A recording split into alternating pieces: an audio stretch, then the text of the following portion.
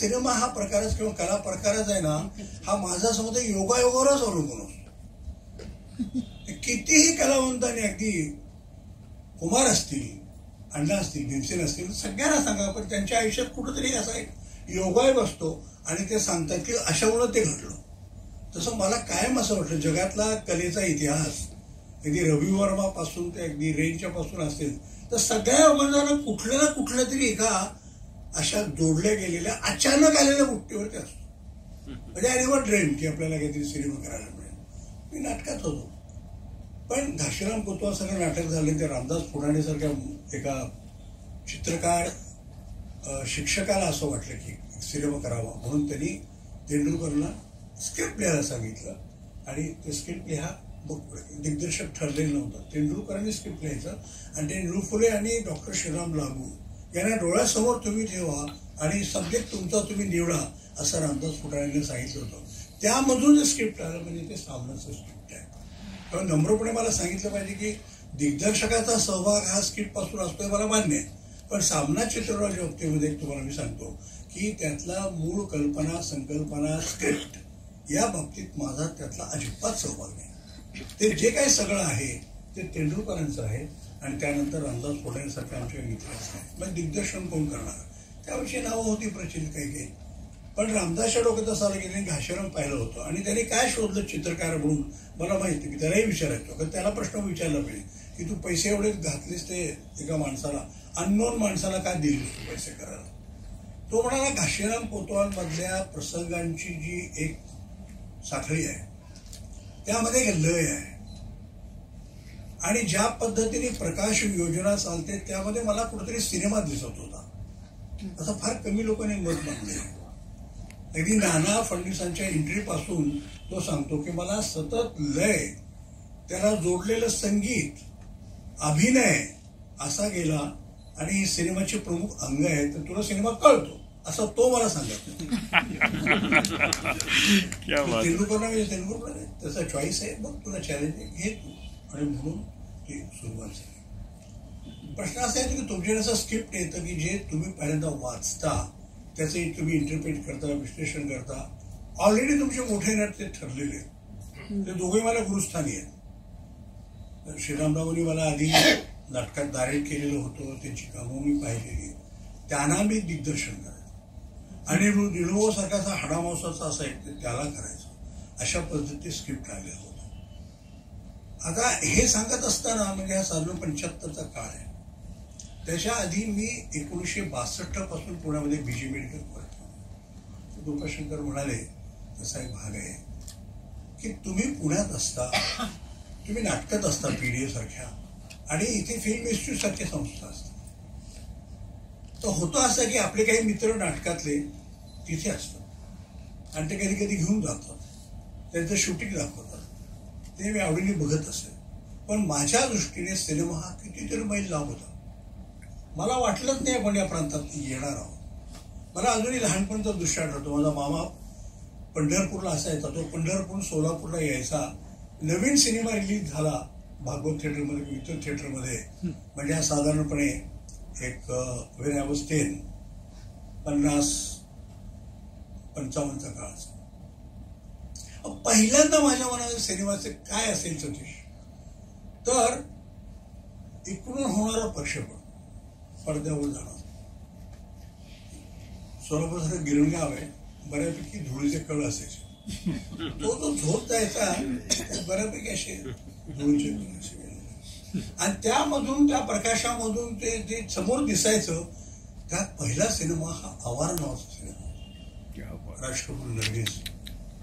10व्या वर्षी ते काय एक एक मला बिलकतायत, काय गाडी गातायत, आणि राज कपूर आणि नर्गिसचं प्रेम त्या सिनेमातलं इतकं पॅशनेट होतं.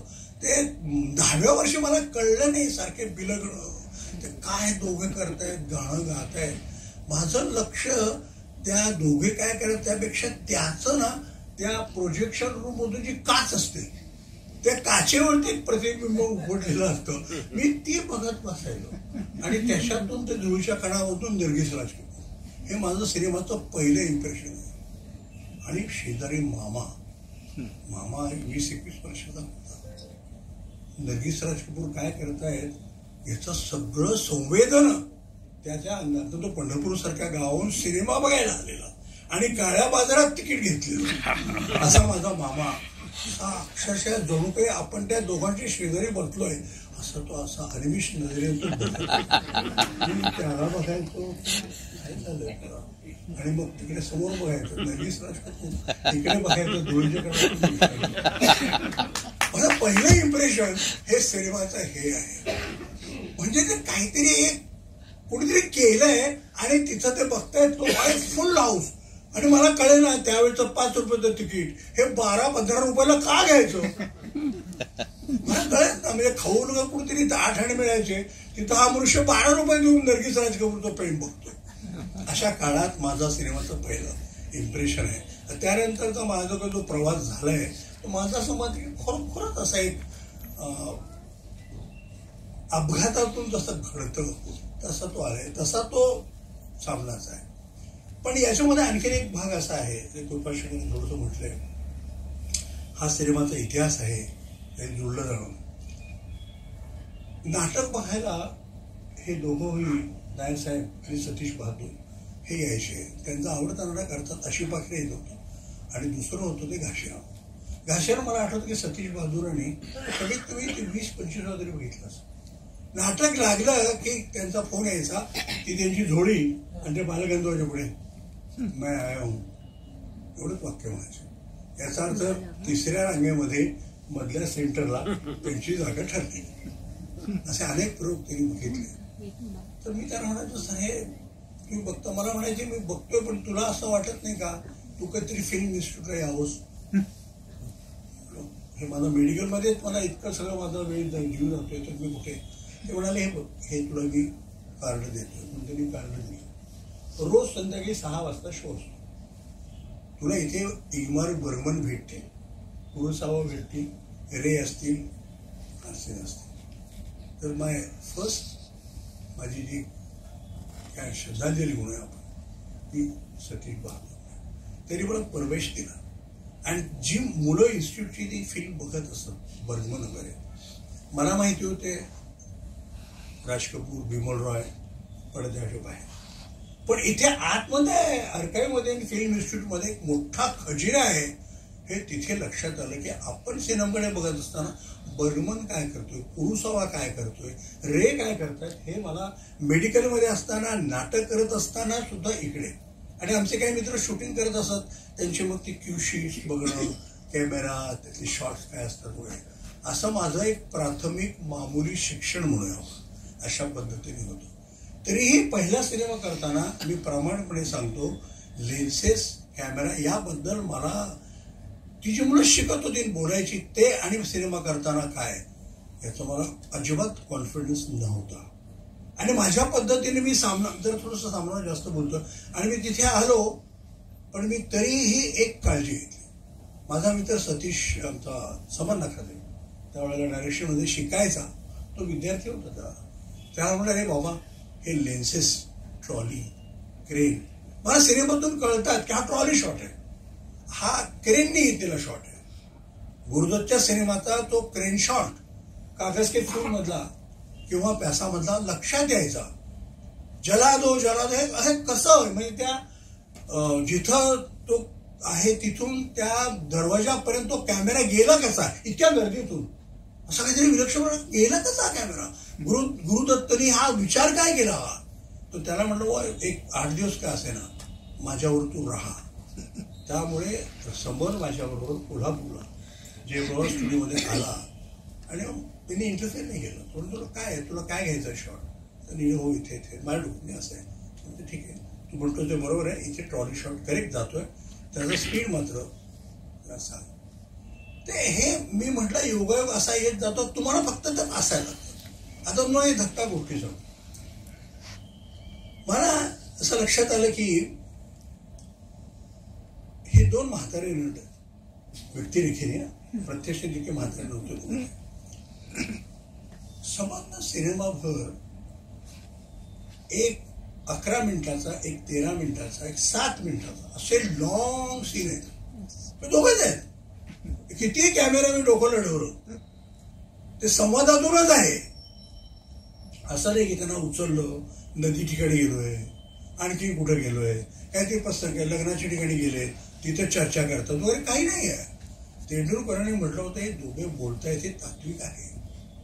हे जवळजवळ ते काही लोकांनी आरोप पण केला की हे बोलपट आहे, हा काही चित्रपट नाही, असं जाणकार लोकांनी माझ्यावर आरोप केला. सिनेमा म्हणजे कसं एक लॉंग शॉटमध्ये समुद्र आहे, लाटा शांतपणे येत आहेत, अर्धा मिनिट झालं, 1 मिनिट झालं, एखादा पक्षी उडाला, दुसरी असं त्या अशाने असे याला चित्रपट म्हणलं. इथं कसं की शॉट सुरू झाला की बोलताय असं सगळं, हा एकदा बोलतो तो एकदा बोलतो. ह्याचा पहिल्यांदा मला भाजी पेंढारकर जेव्हा ते आले मुहूर्ताला, इथं पुन्हा एक बघा कसं एक योग आहे. निमंत्रणला मी नांदा सोडण्याने बाबांच्याकडे, मी बाबा म्हणाले, जयप्रभा सोडून बंगला होता त्याचा. बाबा उद्या माझ्या सिनेमाचा मुहूर्त आहे, माझा नाव जब्बार पण आहे. आता भाजी पेंढारकर तुम्हाला माहिती असते, माझ्याकडे बघितलं असं, अच्छा तुम्हीच आहात का घाशीराम कुतूहल करतो. भाजी पेंढारकर काय वाक्य बोलतात मी अक्षरशः आतून असं मला थरकाप झाला. त्यांचे विचार आणि त्यांनी केलेले सिनेमे छत्रपती शिवाजीपासून काय विलक्षण. माझा अजूनही छत्रपती शिवाजी चंद्रकांत हा माझ्या मते हा माइलस्टोन आहे. असा शिवाजी खरंच मी बघितलेला. मी तुम्हाला प्रामाणिकपणे सांगतो, अनेक शिवाजी आजच्या काळापर्यंत रोज काल परवा पण एक नवीन शिवाजी असतो, परंतु चंद्रकांत मांढरेंनी केलेला जो शिवाजी आहे ना, त्याची ती डिग्निटी, देहबोली, संवादाची फेक, कुठे उगाच कधी काय म्हणाला वगैरे काही नाही, काय म्हणाला तर साधं शिवाजी बोल. चंद्रकांत विलक्षण तो सिनेमा आहे, तो केलेला माणूस माझ्यावर आहे. आणि ते मुहूर्त झाले तर तुम्ही अनेक लोकांना माहीत असेल की ऍक्सिडेंटली दर्शी लताबाई तिथे होत्या. ते मला म्हणाले लताला पण बोलवा. आता पण लता कळेल मी कोल्हापुरात, लता कोण आहे, त्यांच्या घरात कोण लता. तेवढ्याच चक्क शुभ्र पांढऱ्या साडीमध्ये प्रत्यक्ष लताबाई आल्या. अगं हे जब्बार पटेल आहे, घाशीराम फोटो तो ऐकला त्याचा हा दिग्दर्शक आहे. बालपणात तेच लक्षात राहिलेलं पाहिजे, घाशीराम घेतलेलं. हे वयाच्या 28-29 पर्यंत ज्या बाईचा आवाज ऐकत आपण मोठे झालो, अंगाईपासून ते प्रेमगीतापर्यंत, त्या बाई समोर याची देवीनं मला अक्षरशः कळत नाही काही काय. मी लता मंगेशकर मी पहिला सिनेमा करतो तर समोर उभे आहेत.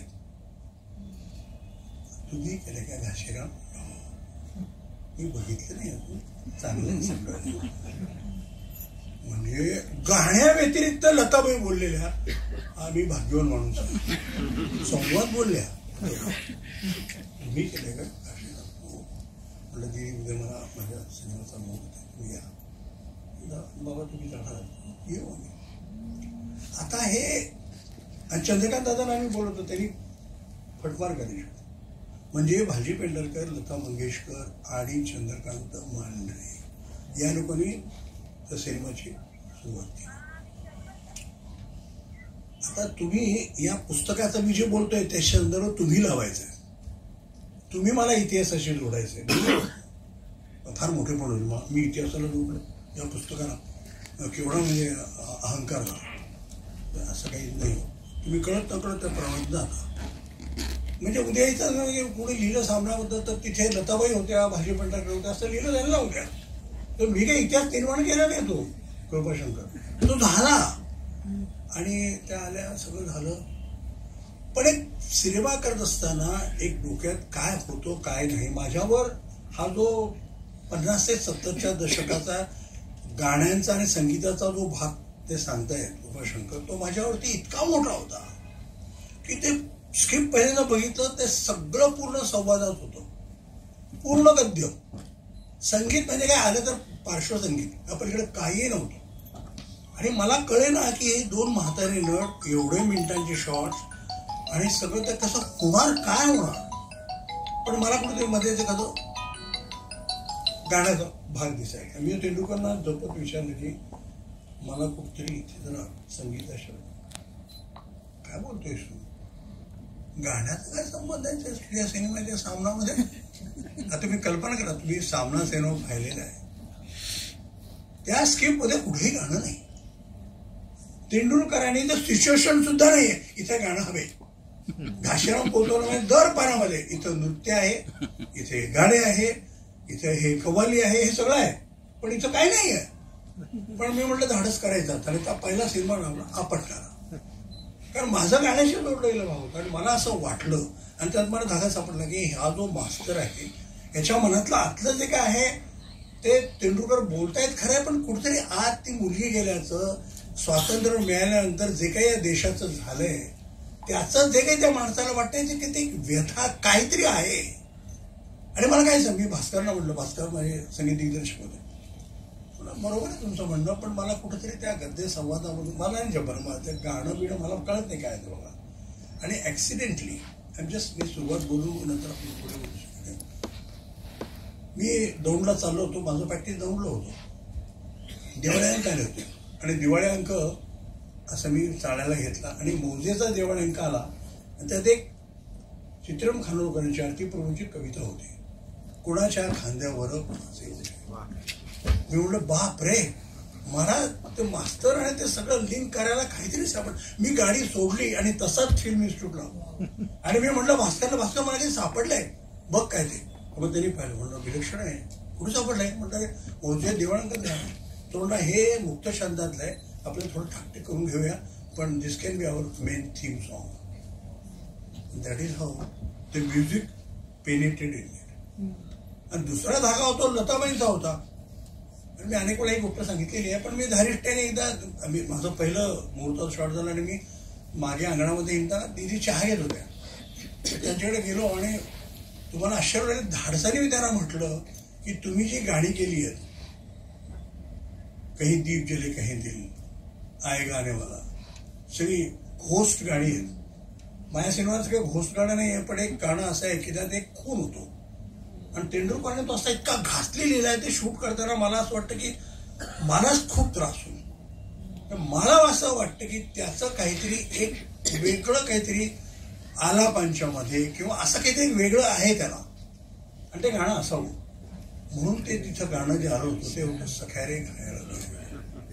तुम्हाला लोकांना आश्चर्य वाटेल की ते मी चक्क त्या काळात एक असतं ना मनात आहेत लता मंगेशकर, सो वॉट, मी चक्क तुम्हाला आश्चर्य वाटेल त्याचं पहिलं जे ॲडलिबिंग ना, हा महाल कसला, मी बाईंच्या पुढे गायलो, मी गायलो. त्यामुळे बघत राहिलं हा गाणारे कुठं माहिती त्यांना. तर मी सांगायला माझ्यासमोर ते गाणं आहे आणि मी असं त्यांच्याकडे बघतोय, ते माझ्याकडे बघतायत आणि ते एवढी मोठी गाणारी बाई ते म्हणाले छान द्यायला तुम्ही. मी शर्मेने अक्षरशः गाडून द्यावं असं मला वाटतं. पण तुम्हाला सांगतो काहीतरी त्यांना त्यातलं भास्करनी केलेलं आवडलं.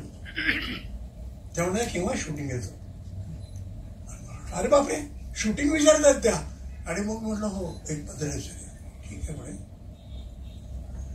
लक्ष्मीचं गाणं चालू आहे पण तुम्ही मेहबूबमध्ये तारीख घ्या आणि सांगा की मी गाणार आहे.